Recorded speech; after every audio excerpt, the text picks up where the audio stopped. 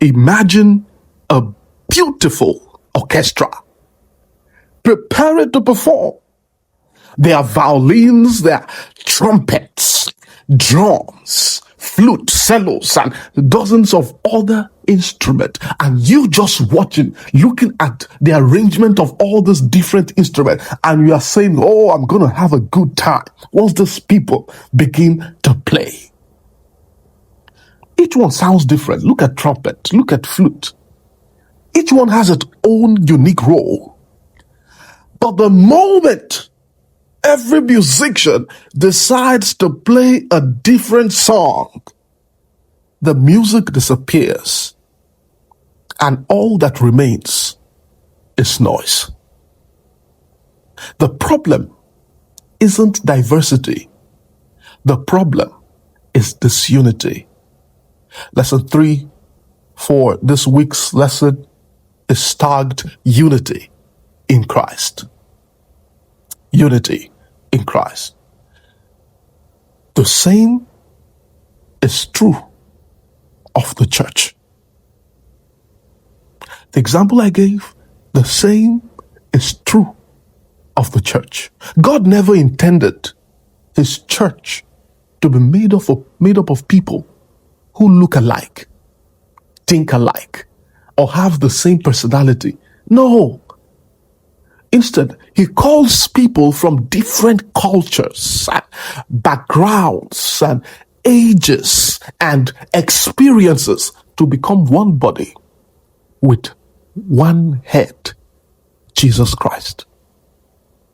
Yet throughout history, one of Satan's greatest weapons has never been persecution from outside the church. Often, his most effective weapon has been division within the church.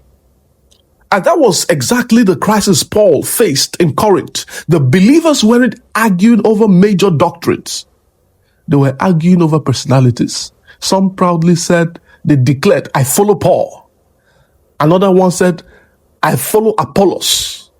Still, others claimed Peter. Instead of gathering around Christ, they gathered around their favorite preacher.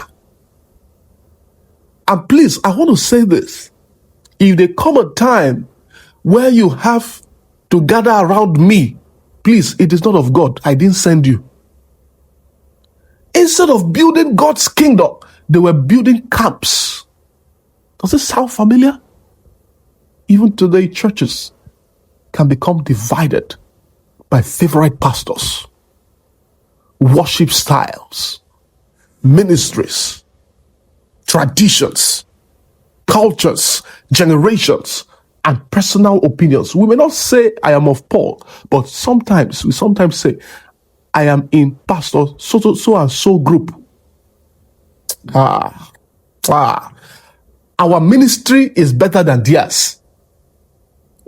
Paul confronts this spirit with one penetrating question. Is Christ divided? The answer, of course, is no. Christ cannot be divided, and neither should his body be. Unity does not mean everyone thinks the same or serves the same way. Rather, unity means that despite our differences, we are centered on the same Savior. We are guided by the same Spirit and committed to the same mission.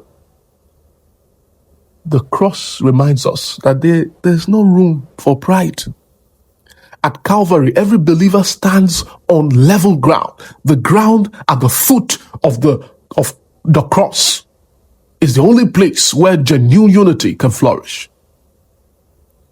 So, as we're studying this lesson, may the Holy Spirit reveal any attitude of pride, competition, jealousy, or even favoritism that threaten the unity of Christ's church. And I pray that we will learn that true unity is not built around gifted leaders.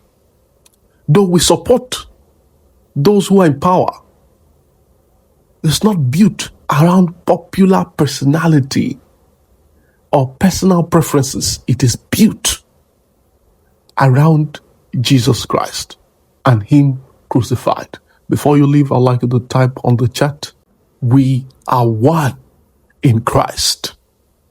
Subscribe, like the video, everybody, and share. Happy Sabbath.